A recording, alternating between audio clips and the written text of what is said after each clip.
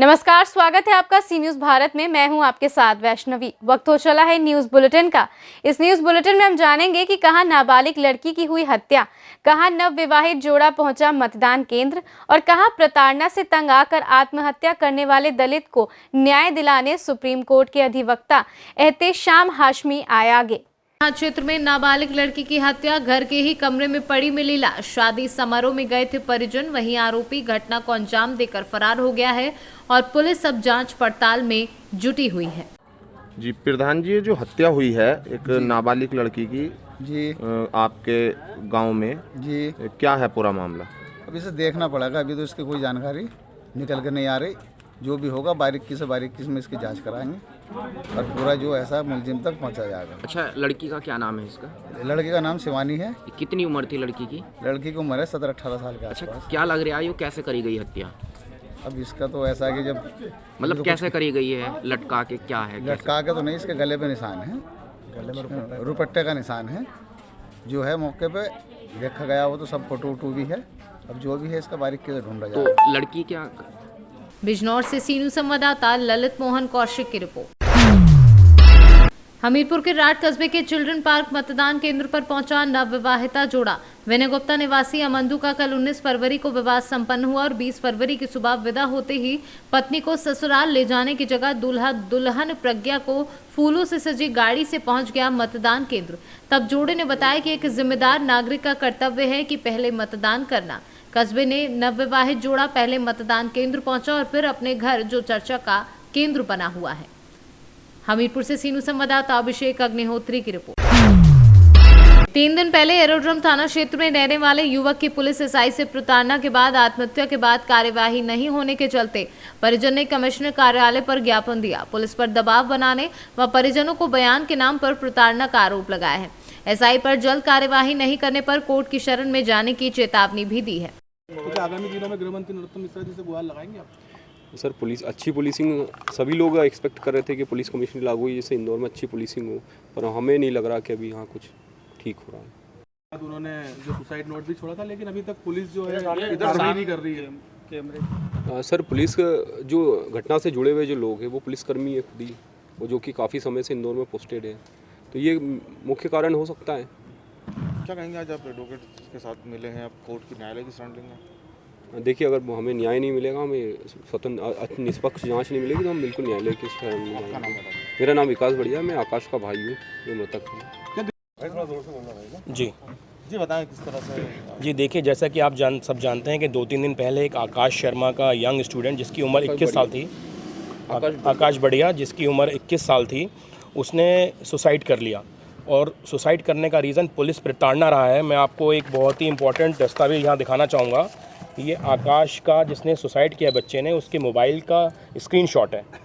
ये उनके परिवार वालों को मिला और इसमें आप देखेंगे कि sub inspector Vikas Sharma and TI of Chandan Nagar थाना, ये दो लोग मेरी मौत के ज़िम्मेदार हैं। ये साफ ये बात यहाँ पे कह रहा है, लेकिन इसके बावजूद भी अभी तक कोई एफआईआर रजिस्टर्ड नहीं हुई और कई पुलिस ऑफिसर्स इनको बिना कुछ लिखित आदेश दिए थाने बुला रहे हैं, इनका स्टेटमेंट रिकॉर्ड करा रहे हैं।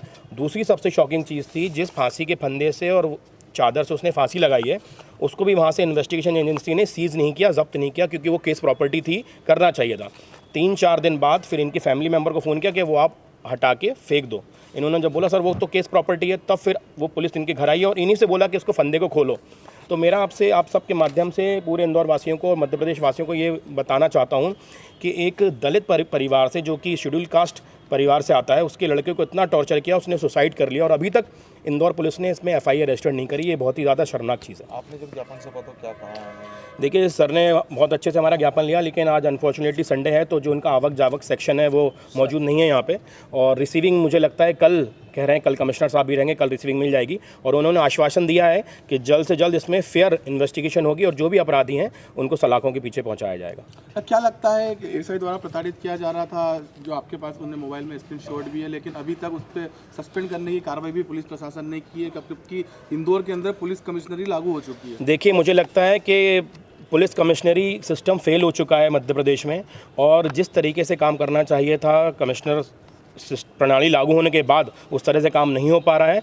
और अगर हमें यहाँ से न्याय नहीं मिलेगा तो हम सुप्रीम कोर्ट की शरण लेंगे। सुप्रीम कोर्ट की कई गाइडलाइंस हैं कि इस तरह के केसेस में जब तक पुलिस ऑफिसर उसी थाने में पदस्थ रहेंगे तो फेयर इन्वेस्टिगेशन नहीं हो सकता है, तो इनका सस्पेंशन में जाना बहुत ज़रूरी है। जब तक ये ऑफिसर सस्पेंड नहीं होंगे, इनके कॉल रिकॉर्ड्स, इनके फ़ोन रिकॉर्ड्स प्रिजर्व नहीं किए जाएंगे, क्योंकि इनको कौन से सीनियर ऑफिसर इनको बचा रहे हैं, कौन से सीनियर ऑफिसर इनको प्रोटेक्ट कर रहे हैं, ये जानना भी बहुत ज़रूरी है।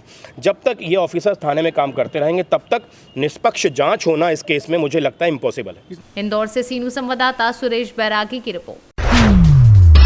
झांसी जनपद की बहुचर्चित 225 गरौठा विधानसभा के गांव अस्ता में दोपहर 2:30 बजे तक 50% अपने मत का प्रयोग किया। सबसे ज्यादा हिस्सेदारी महिलाओं ने ली और अपने मत का प्रयोग करते हुए शिक्षा रोजगार की बात कही। आप अभी अपने मताधिकार का प्रयोग कर आई हैं बहन जी, तो आप कैसी सरकार चाहती है प्रदेश के अंदर?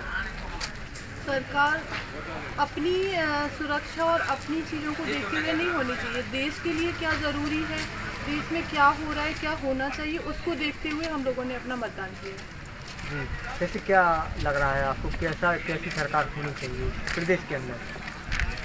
प्रदेश के अंदर सरकार ने काम अच्छा किया है, नो डाउट, बट ये है कि और भी एजुकेशन को, सबसे अहम मुद्दा है एजुकेशन और हेल्थ, जिस पे फोकस करना चाहिए। सबसे ज़्यादा फोकस उन्हीं पे होना चाहिए, उन्हीं के रोज़गार पे होना चाहिए। और हर इंसान के लिए प्राइवेट चीज़ें पॉसिबल नहीं है। हर इंसान को सारी चीज़ें अवेलेबल नहीं है। जो वहाँ से मिलता भी है, क्या वहाँ तक जा रहा है, करप्शन भी सबसे बड़ा मुद्दा है, उस पर भी फोकस होना चाहिए। धन्यवाद। आपने अभी अपने मत का प्रयोग किया है, आपका नाम क्या है? जी, कैसी सरकार चाहती है प्रदेश के अंदर? अच्छा चाहते हैं कि अच्छा हो गए भविष्य में, आगे भी सब लोग ऐसे लड़कियों पे भी सुरक्षा रहे, सब अच्छा। झांसी से सीनू संवाददाता सुनील सिंह की रिपोर्ट। रोहतास जिले में कर्ज से परेशान एक युवक ने अपने लाइसेंसी हथियार से गोली मारकर आत्महत्या कर ली। घटना रोहतास जिले के नटवार थाना क्षेत्र के बरूना गांव की बताई जा रही है। 7 बजे गोली लगाकर घटना की अपने आप से, दिमागी प्रेशर के कारण। कोई पैसा का वजह था, पैसे के कारण अपने आप से आत्महत्या कर लिया।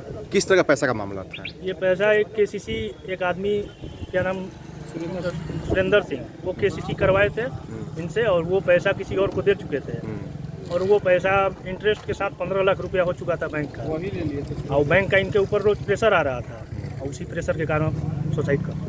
इनकी शादी हो, बच्चे भी हैं क्या? जी, इनकी शादी हो चुकी है और 2 बच्चे भी हैं। कितना उम्र होगा इनका? इनका उम्र 35 ईयर्स। क्या नाम है इनका? रघुवेंद्र प्रताप सिंह उर्फ पिंटू सिंह।